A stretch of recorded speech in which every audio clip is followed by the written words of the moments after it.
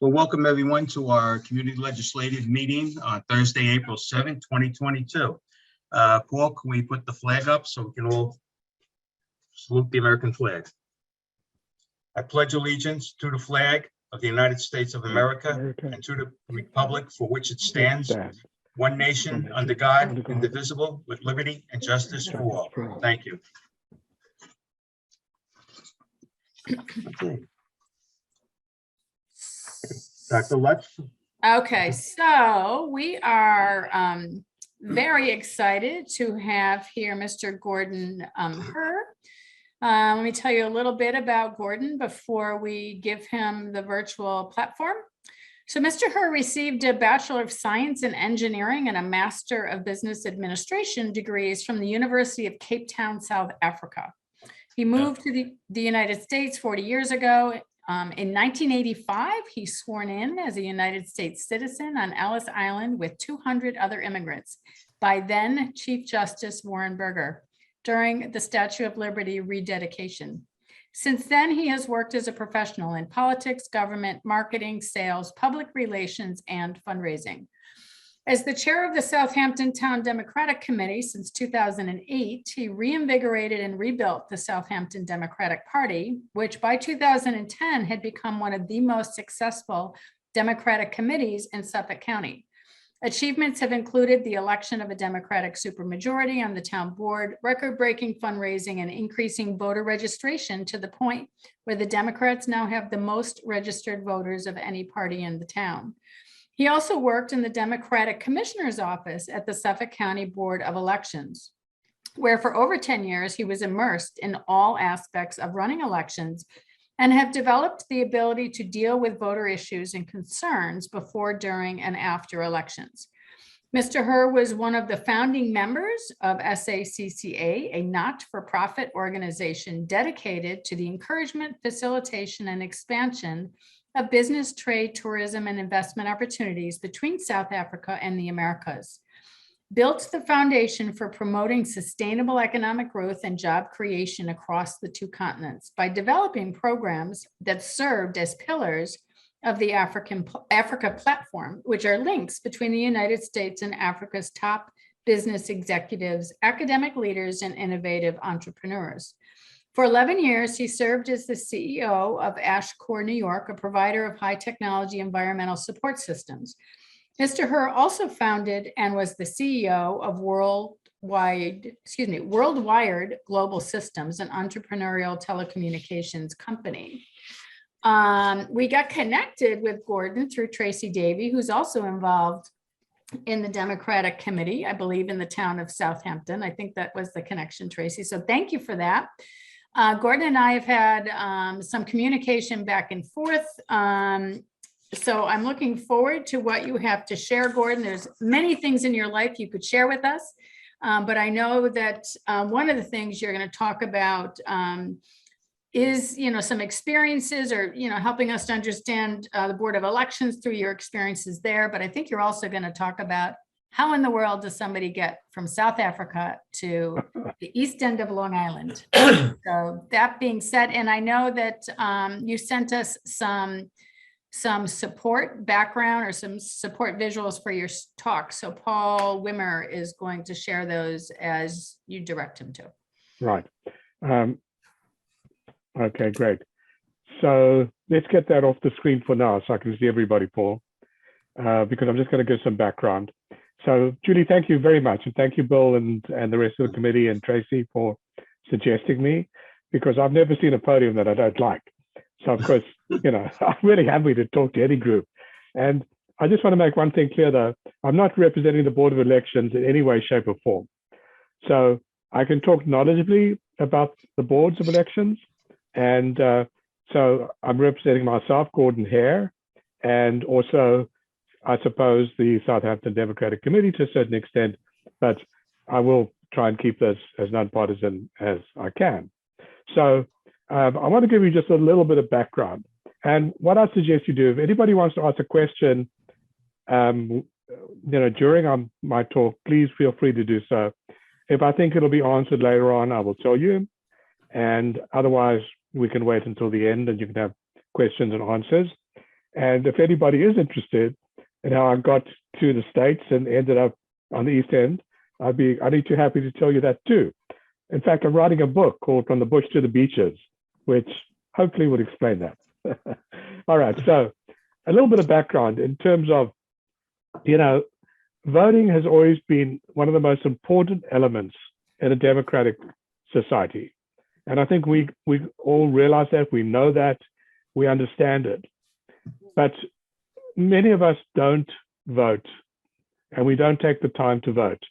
You have so many countries in the world where voting is dangerous, to go out there and vote, but countries have a much higher percentage of people voting than we do.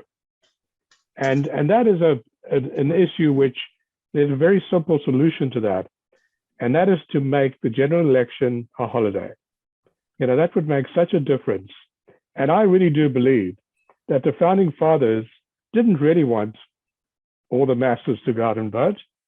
So it was difficult. It was a working day and make it difficult for people to go and vote because they didn't want to, the rest of us to go and vote. So a simple solution. I mean, there are other ways to make it easier for people to vote and to get more people to vote. But the simplest solution is just to declare the general election a holiday, and that's it.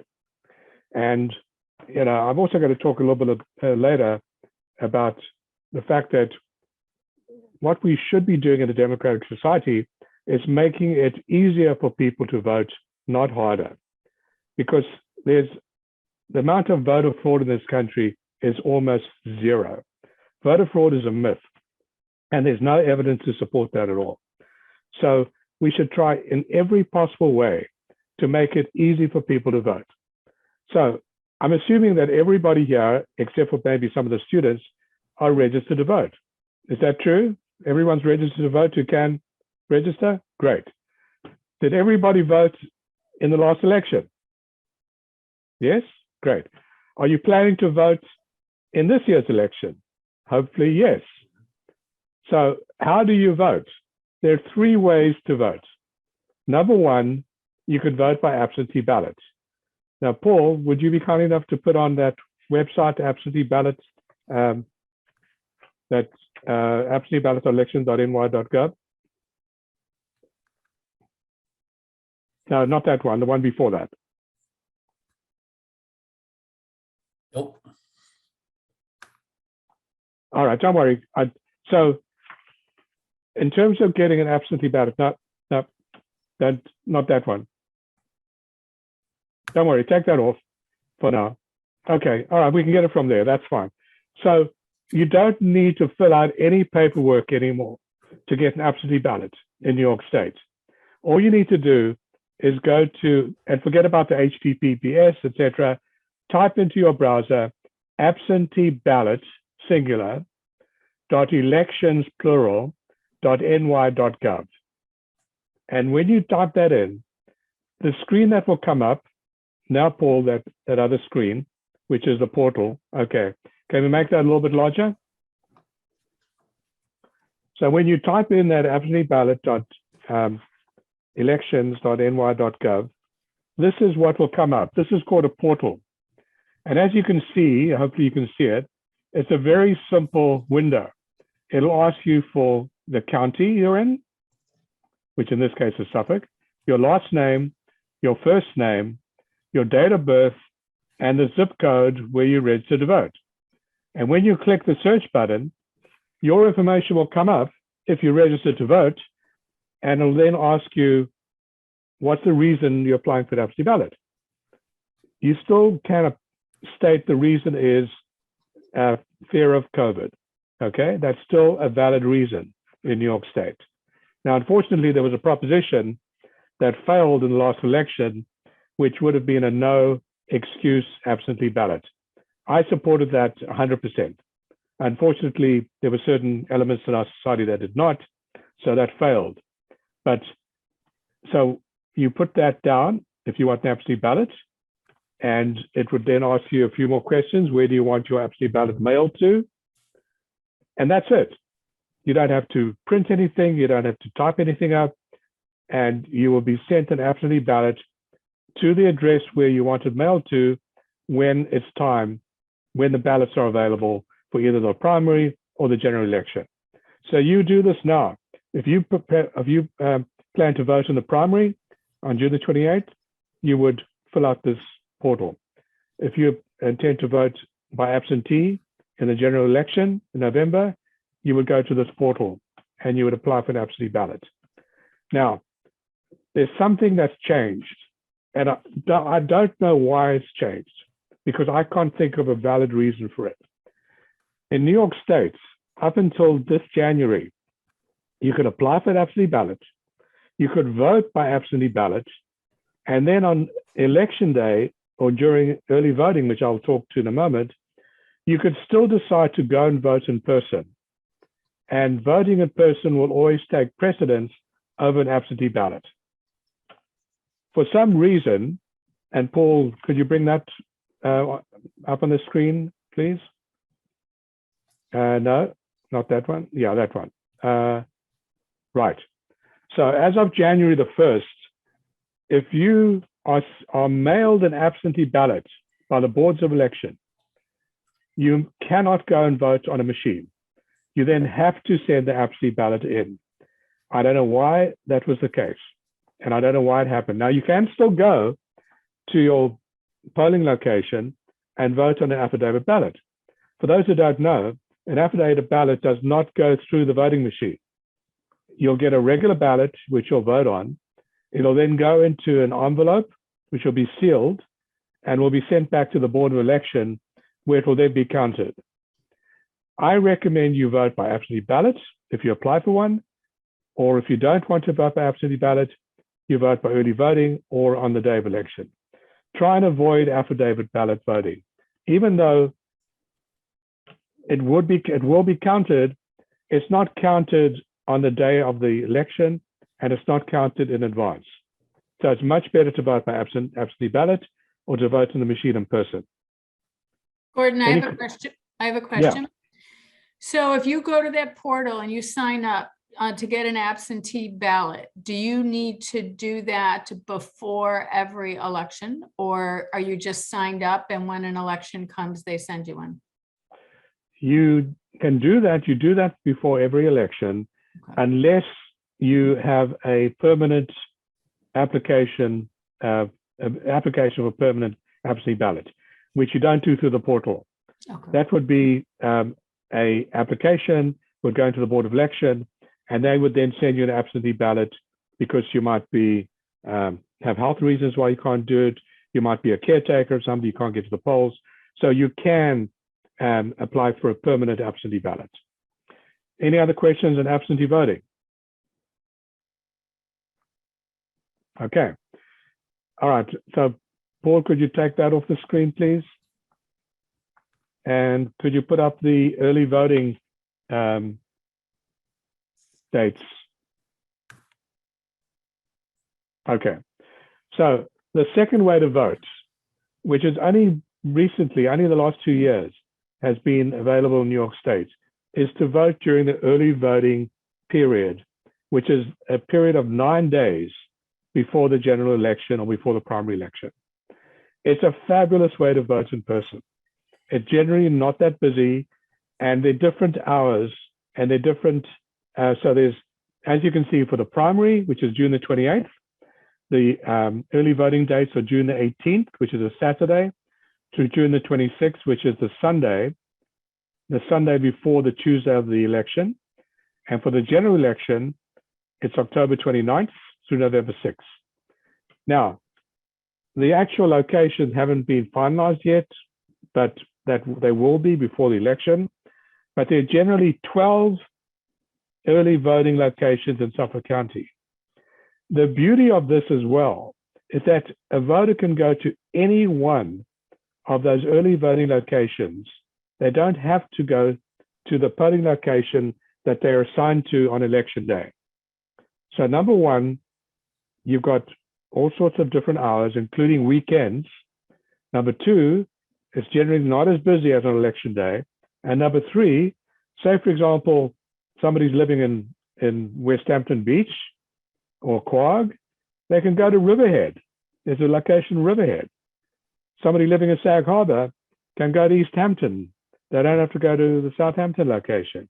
It's a very effective way to vote, and it makes it very easy to cast your ballot. Any questions on early voting? Oh, and by the way, one other thing about early voting is that because you can go to any location, there are special voting machines that will take any election district. So, you've registered at your home address, which is in a particular election district. So your polling location on election day would be specifically for that election district. But on early voting, because you can go to any of the locations, it doesn't matter which election district you live in. So it's fabulous. And I'd really, if you don't want to vote by absentee ballot, I'd recommend early voting. And the other thing is that the early voting results at the end of the day are tabulated at the Board of Election, so they're immediately available. They're not announced until after election day results. So you don't have to wait for absentee ballots to be counted. You don't have to wait for the election results election day. It's a fabulous way of voting. Any questions of early voting? No, you don't have to apply for early voting. You simply go to one of the early voting locations. That's your choice. And that's what makes it so flexible. It's a very flexible, very effective, and very easy way to vote. Gordon, was that started because of the pandemic and the concern for, no? No, it came in, I think it was the year before the pandemic for the first time in New York State. I mean, other states have had it for many, many years, early voting. And it was what, to increase access and interest in voting? Yes, it was make it easier for people to vote. Because as I said, most people are working and most people don't realize that the employer has to give people time off to go and vote. They have to get paid time off to go and vote. But still, it's more difficult. But if you've got a Saturday and a Sunday, so there are 2 Saturdays, there are 2 weekends in the early voting period where you can go and vote. Isn't that fabulous? Mm-hmm. So it makes it really easy. Also, by the way, while I'm thinking about it, is that Suffolk County is the second largest county in New York State. It's really huge by geographic size. And that's one of the reasons why early voting is so effective in Suffolk County. So that people can go to any of the specific early voting locations. And by the way, I just want to give you a few numbers in terms of voters in Suffolk County.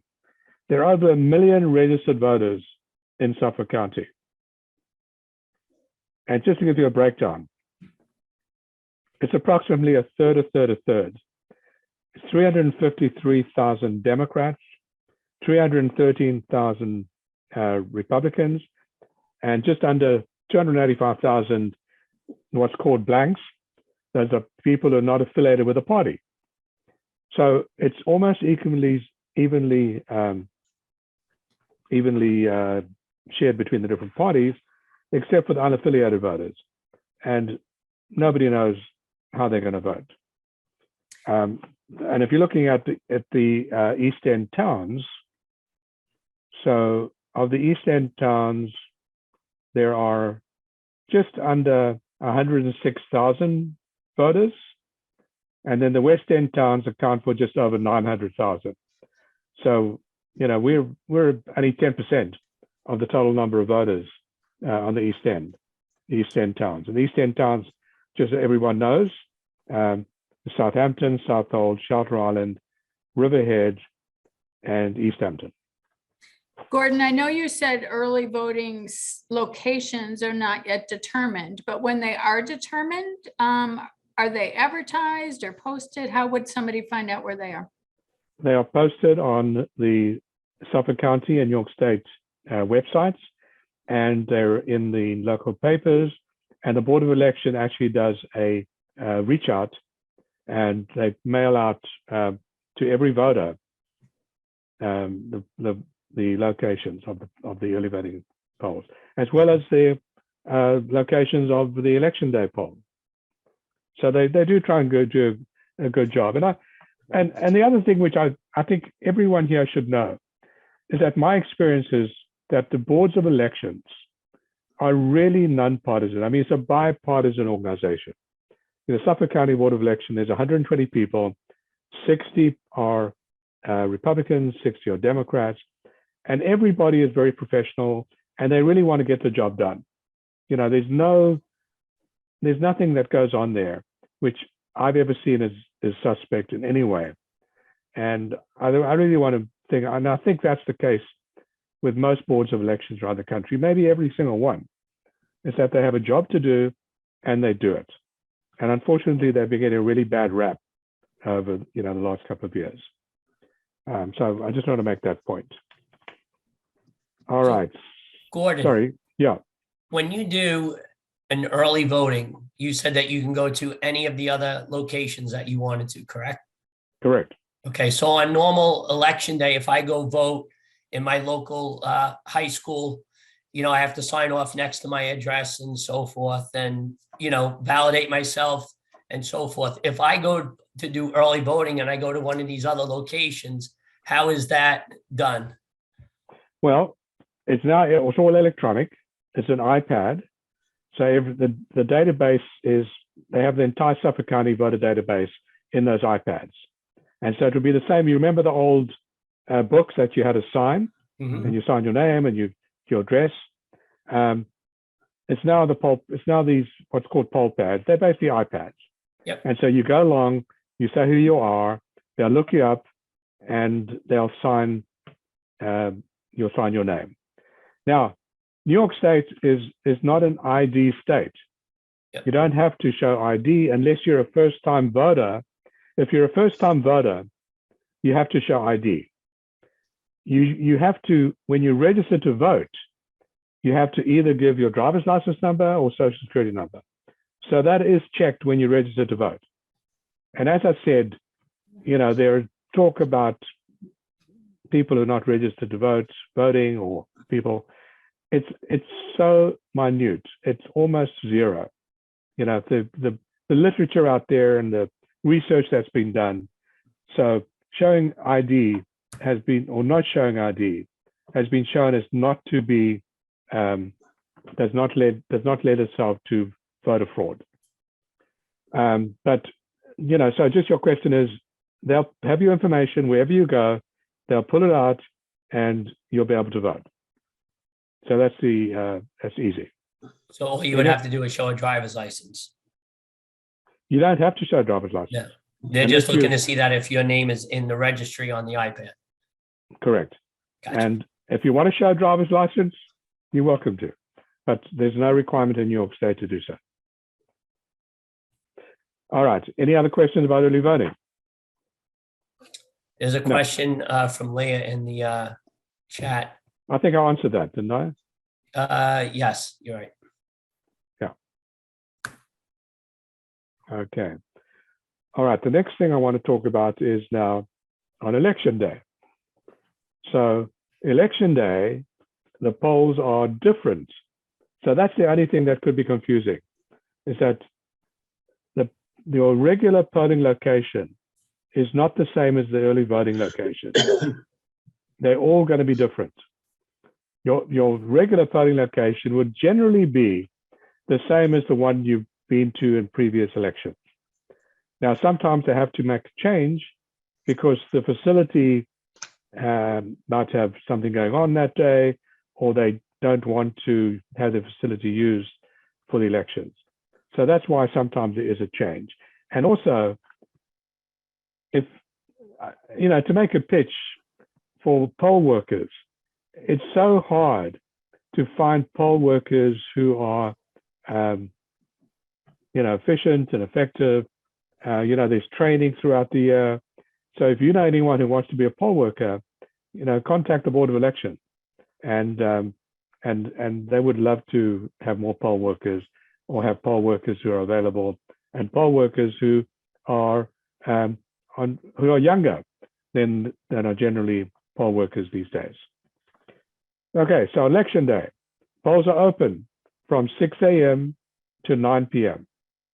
You know, that's a long period of time. One should be able to go and vote. But now you've got these options.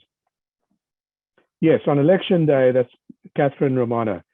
On election day, you have to go to the polling location where you assign, where your election district is part of that polling location.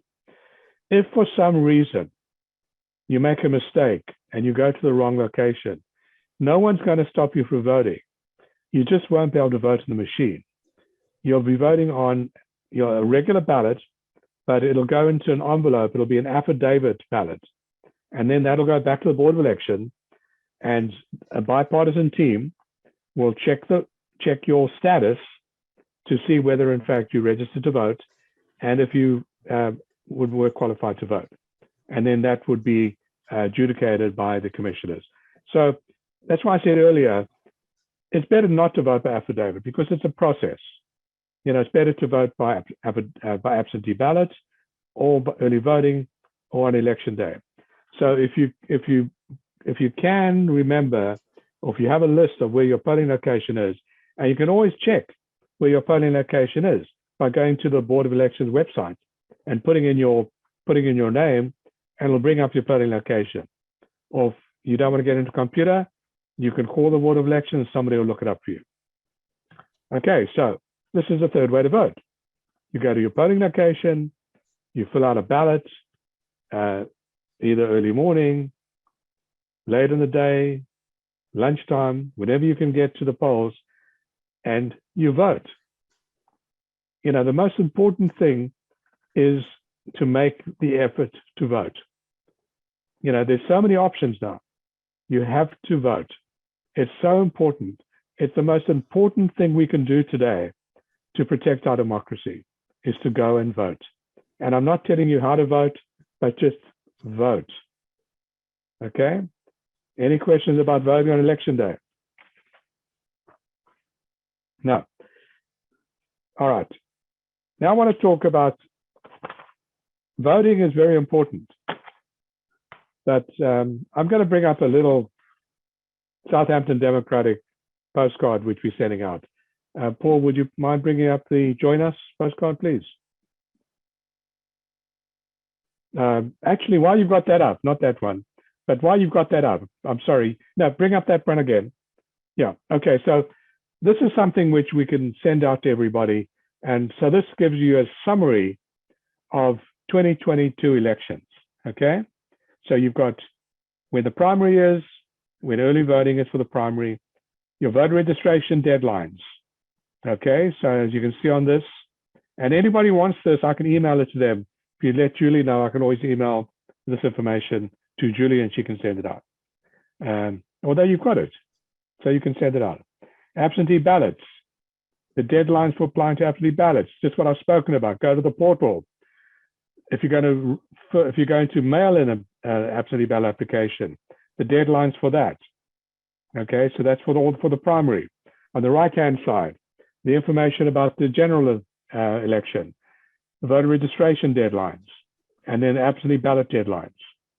And there's not just a deadline to mail it if you're going to do that. There's a deadline for when it has to be received at the Board of Elections. So keep that in mind as well. You can drop your ballots off at the Board of Election if you choose to, and you can get a friend or family member. They can take, I think it's up to 10 absentee ballots. They can drop those off at the Board of Election if you choose not to mail them. Okay, those are the ballots themselves. All right, Paul, now that image of the Join Us image, do you have that? You're muted, Paul. Give me 1 second. Sure. Voting. It's an image of Uncle Sam. Yep, got it.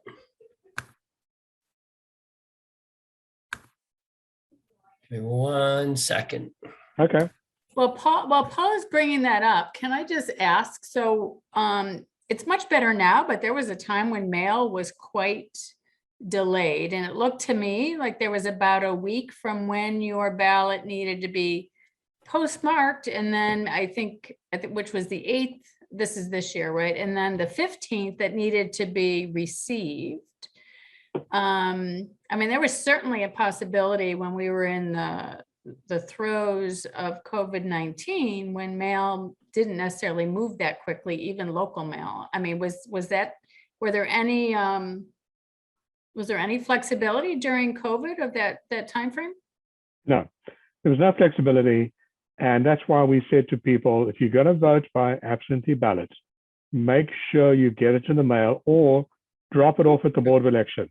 Or the other thing that people can do with absentee ballot, they could drop it off during early voting location or get a friend to drop it off at early voting location. There'd be somebody there to take it and put it in a sealed box, or drop it off on election day. So if somebody wants to vote by absentee and they can't go to the polls, they can give it to a friend or family member to literally drop it off at the polling location. All right. Okay. This to me, whether you love this image or hate it, this is one of the most important things that we want to focus on this year. It's not just enough to vote. You have to join us. And I don't mean the Democrats. You have to get involved. I mean, yeah, I'd rather you join the Democrats, but you have to get involved. You have to do more than just, even if you vote every single year and you vote, it's not enough anymore. You've got to get involved. You get involved with your local party, with this Democratic, Republican, Conservative, Working Families. Get involved with the party. And the other thing which you need to do is contact your local town committees. Join them. Find out about the appointed boards. Every town has appointed boards. Find out if they're looking for people to join the appointed boards. It could be the planning board, the zoning board, conservation board, the architectural review board. There's all different types of boards, which we always need people. And then the school boards. Join the school boards. Run for school boards. Run for elected office. Tell your local committees that you want to run for an elected office. Join civic associations and CACs and volunteer during the campaigns, because the committees themselves and the candidates, the campaigns, it's not enough. You know, we all take it for granted that, well, somebody's going to get elected. Well, the people who get elected are the ones who have an army of volunteers, and they have people going out there and doing the hard work. You know, just now we had to get signatures on petitions, get our candidates on the ballot. We've got to go door knocking. We've got to go door to door, getting signatures so our candidates can be qualified. There's a primary coming up for congressional districts. We need to get candidates on the ballot so that we can exercise our democratic right to choose who we want to represent us in the general election. And then when it comes to the general election, we need to make sure that our voters go out to vote. Get out the vote. That's one of the most important things. So I am telling all my friends, this is going out. This is a postcard. There's another side to it, which also talks about other things. This is going out to Southampton town, urging people to get involved. And yes, we want you to vote, but it's not enough. So join all the local organizations that you can think of. I mean, I'm putting on my Democratic hat right now because you've seen what's going on around the country with certain states that are enacting, you know, laws about, you know, women's right to choose, about voting laws, and for, you know, all these things. It's all on the local level. It's more important to get involved locally than anything else now. So if you don't take anything else away from my talk tonight, take that away. Get involved in your town, get involved in your local organizations, but get involved. Any questions about that? I have a question. Is there an age requirement? So we have students on this meeting. Is there an age requirement for getting involved? No, 18, as long as they're registered to vote. Well, okay, wait a minute. You don't even have to be registered to vote to go and help a campaign. So if you choose a campaign that you want to be involved in, you don't have to be 18 years old. You can be younger. You can go door to door. You can talk to voters. You can't get signatures, and you can't get carry petitions, and you can't vote yet, but you can still go out and talk to voters and be part of a campaign. I have a 16-year-old who's very, very involved in politics, and I can't wait for him to register. But right now, he's involved with some of the congressional campaigns. Good question. Thank you. Anything else? No? Well, that's really all I wanted to say as the presentation. Are there any questions in terms of anything that I've said? And then maybe you could ask questions about any other part of my life. Gordon, where would the students obtain to find out the party's participation for the student? If there was to be a Democrat, a Republican, well, the easiest way, the easiest way is if depending on what town they live in. So, we have 10 Suffolk County towns, 5 in the west, 5 on the east end, and each town has a party committee. So I would suggest they contact the party committees, look it up, Google it. Each party has a website, or if they want to avoid going to the towns, they can contact the county committees. So there's a Suffolk County Democratic Committee, there's a Suffolk County Republican Committee, there's a Suffolk County Conservative Party Committee, there's Working Families Party. Mhm. So and honestly, if anybody needs information, please contact me. And I don't, if they don't want to work for the Democrats, I will gladly give them the number of who to call. And if they want to work for a particular campaign, that's also great. As far as I'm concerned, the more people involved in the system, the better. And it doesn't really matter. You know what? I actually don't think that any of us should be registered with a party. I think there should be political parties, but I don't think we should be registered with a party. I think that actually puts such a slant on everything that we do. Like the villages, they're not running with Democrat, Republican. They're running on other lines. So people aren't really looking at whether the Democrat, Republican. So honestly, sincerely, if anyone's interested, they can call me, email me, and I will let them know how to proceed from there. So Gordon, Thank you. I have a question. So thank you for that information about how to find out and contact different parties, but how would somebody find out what a particular party stood for to make a determination of what party they might want to support? Well, if you go to the different websites, it's pretty clear. I mean, we have I can only talk for Southampton town, but I think East Hampton, Southhold are also very, we've become very much more socially media conscious over the last couple of years. And our website is fabulous, if I have to say so myself. Not that I do it, I have a volunteer who does it, and he's fabulous. So if you go to our website, you'll be able to you'll see our party platform, you'll see exactly what we stand for, and you'll see a lot of what we do. The Republican Party has the same thing. The Conservative Party also has the website where you'll know immediately what they stand for. All the parties do. And if you're looking for particular candidates and campaigns, you can go to their websites and you'll see what they stand for. Now, during the campaign, we often put the candidates on our website. So it's like a one-stop shop. You can come to us, our website, and you'll see all the Democratic candidates that are running, and you'll see what they stand for and what their position is. Because the candidate's position or campaign might not be the same as the party platform. So that could very well be two different things. Thank you. That's Anything helpful. else? Paul, any questions from you? I don't see any other questions in the chat. Does anybody else have questions about anything related to voting, or even, again, how somebody who grew up in South Africa is now so involved in the politics in America? Okay, so I'll segue into that a little bit. I'll give you the sort of a little bit of history there. So my wife of the time and I, my journey is actually Zambia, Zimbabwe, South Africa, New York City, and then Sag Harbor. And so I was born in what was then Northern Rhodesia, which is now Zambia in Central Africa. And my parents were early settlers there.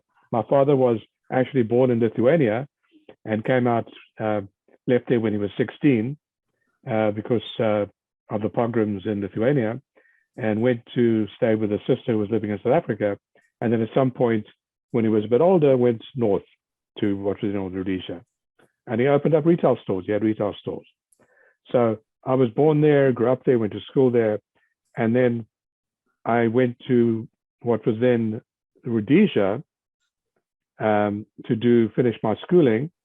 And so most of my very good friends are Rhodesians, either who I went to school with or grew up with. And then I went to university in Cape Town. So my ex-wife was a fourth generation Cape Townian. So her parents had been there for 4 generations. And we left South Africa and came to the States because we didn't think there was going to be a future for us. We thought there was going to be a blood revolution. We didn't think the miracle that happened with Mandela would happen. And we knew that we could have stayed, like many of our friends did, but we knew that once we had children and they got to a certain age, they would have left South Africa, we would have been there, and they would have been somewhere else in the world. And I didn't want that to be the case. So we came to the States, and we actually took off a year, bought a secondhand camper and drove through Europe for a year, which was great. And then came to the States in December 1980, which was a shock to our system in terms of weather and cold. But, we sort of settled down, and we managed to get used to the not just the weather, but New York City. And my 2 children were both born in Manhattan and went to great public schools in the city. So I was very pleased about the public school systems there. And I'll just tell you this little interesting story about being sworn in on Ellis Island. So in 1985, we were there for 5 years. We applied for citizenship. And it was the year that the Statue of Liberty was being rededicated. Reagan was the president. And we'd been coming out to Quag in the summers. And some friends said to us, oh, there's going to be this whole ceremony with about 2,000 or 3,000 people on July the 4th to be sworn in. You might be one of those people. And I thought to myself, I'm going to be on the beach on the 4th of July. I'm not going to be in the city. So anyway, I didn't give it another thought, except sometime in June, I get this letter from the INS saying, congratulations, Mr. Herr. You've been selected to be one of 200, not 2,000, 200 people to be sworn in on Ellis Island by Chief Justice Warren Burger. And I thought, wow, okay, now that's different. Ellis Island, Chief Justice Warren Burger, 200 people. So my wife didn't receive an invitation. That she was going to come as my guest. 2 weeks later, she got an invitation as well. We were the only couple to be sworn in together. And it was a beautiful evening, the Manhattan skyline in the background. We were sworn in, and then Reagan switched on the lights of the Statue of Liberty. There was fireworks, there were tall ships. It was the most fabulous way to become a citizen. And in fact, my naturalization certificate has an imprint of the Statue of Liberty on it. So it's special. I must tell you, it was, thank you. Yeah. Very cool. It was very cool. Anyway, so then, I was in the city. I had, as Julie told you, I had a number of businesses. I was somewhat of a serial entrepreneur. And then my last project was the CEO of the South African Chamber of Commerce in America, which is a fabulous gig. I just loved that. It was just so great. But then I was going through a divorce, and I decided to get away for a year or 2, and I thought I'd come out here. And so I did. And I thought I'd literally be here for a year just to get away. And I happened to be at an event where then Congressman Tim Bishop was speaking. And I went up to him and I said, how do I get involved with the Democratic Party? And he said, oh, I think there's been some change. The Democratic Party was a disaster, was a laughing stock of the town, and we never won elections. We had something like 8,000 registered Democrats to 11,000 Republicans. And I managed to find the person who had just been elected chair. And I said, look, I want to get involved. He said, oh, great. So we started building up the party, and then he wanted to retire. And this is a very good friend of mine. And the only time he ever told me a lie, because I said to him, Mike, how much time is involved in this chair thing? And he said, oh, a couple of hours a week, nothing much. Well, it's a 24-hour job and a full-time job.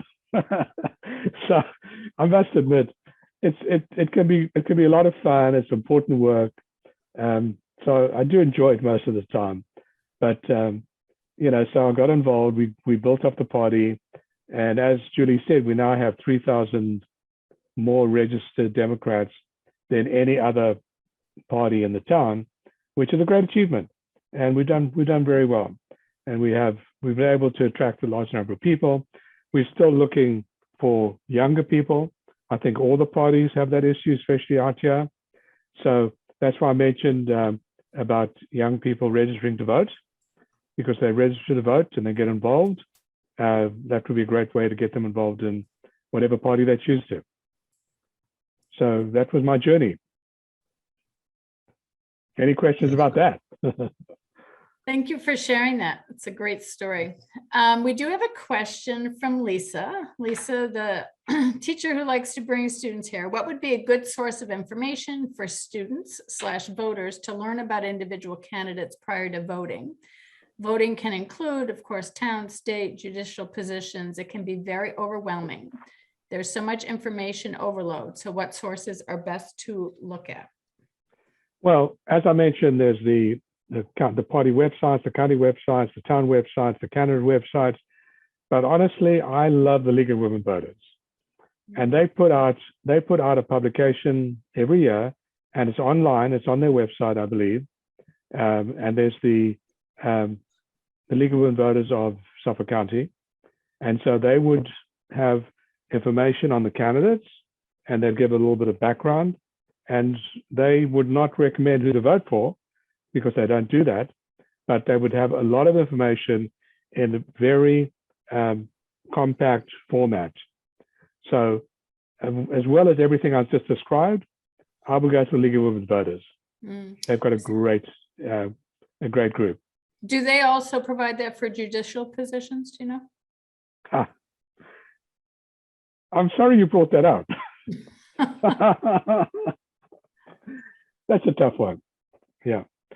Judicial positions, that's really a county party decisions on the judicial positions, and it's not something that I would like to see that change, and most people don't. I mean, when it comes to our town justices, we're very involved. We screen our people running for judges. We screen. That's the other thing, by the way. In the towns, every party screens everybody else's candidates. If any Republican, any conservative wants to screen with us for a particular party town position, we would absolutely interview them and screen them. When it comes to the judges, it's even easier because, and I'll explain this in a minute, the judges do not need something called a Wilson Pecula. So we screen the judges very carefully. I'll explain that in a second, Catherine. So we screen all the judges, and we make a decision based on who we think will be the best judicial candidate. New York is a fusion state. Another thing which I'd like to get rid of, I think there's only 3 or 4 fusion states still left in this country. What a fusion state means is that a candidate registered with another party can run on another party's line. So we might get a conservative, registered conservative, who we think is the best candidate, and we will endorse them, and they will be issued by the county chair what's called a Wilson Pecula, which is the last names of the two people who brought in this legislation, which will allow that person to run on the other party's line. I think it's a terrible system. Maybe it did have a good reason for it many years ago. But right now, what happens is that, especially in our small towns, the minor parties, the Working Families Party, the Conservative Party, and the defunct Independence Party would, the tail would wag the dog. Everybody would try and get these small party endorsements. And that's the problem with the fusion voting. If a party wants to run a candidate, let them run their own candidate. So I would guess that if there wasn't fusion voting, and it would just be the Republican Party, the Democratic Party, Working Families Party, Conservative Party, and we all run our own candidates. It's a much fairer way to do it. And we wouldn't have this whole thing about competing to get the endorsements from these minor parties. Mm. So, for example, in Southampton town, the Conservative Party has something like 700 registered voters. We have 15,000 registered voters. But when it comes to the election, the Conservative Party gets a lot more than 700 votes on their line, because you might have a voter who's not registered with the party, who doesn't want to vote in the Democratic line, doesn't want to vote in the Republican line, and they think that it's okay to vote in the Conservative Party line. The same with the Working Families Party. Someone doesn't want to vote Democratic or Republican, they vote in the Working Families Party line. The defunct Independence Party was an unfortunate name that should never have been allowed to call itself the Independence Party. So many people thought the Independence Party was an independent party. It was not. People, when you fill out a registration form and you can choose a party, many people chose the Independence Party, which is no longer a constituted party anymore, because they thought they were registering as an independent. If they went down to the bottom, there would be a block that said unaffiliated or no party. That is an independent. Yeah. So that I think is a problem with fusion voting, but that's not going to disappear very quickly, I'm afraid. It's been around too long, and there's too much politics. So, getting back to the question of judges, Julie, I can't talk about other towns, but we screen everybody, and we do make a decision based on the merits. Okay, I appreciate that. So we have just literally about 3 minutes left. Couple of quick questions. And I think you spoke to it earlier, but it would be a good way to kind of close, Gordon. What advice would you give to young students who are looking to get into politics in the future? What steps can they take now to be prepared for that? Well, as I mentioned, get involved with your local parties, get involved with your local committees, get involved with the local campaign. You do not have to be registered to vote to get involved with canvassing, doing data work, helping out, being an intern. We're always looking for interns, and I'm sure that, we always give credits and community service credits. So I would say contact your local town, let them contact their local town committees, whatever party they choose, and they can also contact the campaign committees, the candidates who are running, and they would be only too thrilled to get them involved. Good, thank you for that. And we'll close with this question. Is that why, so this is in reference to candidates on multiple party lines. Is that why the smaller parties, the minor parties, push for voters to vote on their line for legitimacy of the party? Well, yes, but not only for legitimacy, but they have to get a certain number of votes in order to remain on the ballot. So the Independence Party lost presidential. I'm sorry, I can't remember which one it was. They didn't get the required number of votes for them to stay as what's called a constituted party. So the Independence Party is no longer on the ballot. On the ballot, you would have Democrat, Republican, Conservative, Working Families, I think Libertarian is on now, and Green Party is still on. I'll tell you right now. Democrat, Conservative, Working Families, Green, Libertarian, and that's about it. So they need to get a certain number of votes. That's right. Yeah, that's why. In fact, when it comes to the Independence Party, the chair of the Independence Party in the county is a man called Frank McKay. He would send out text messages before an election, saying, please vote on our line, vote for the candidate. He's also running on your line, or she's running on your line, but vote for the candidate on our line. Didn't say why, but that's the reason. Interesting. Yeah. Anyway, so this has been not only educational and informative, but a lot of fun.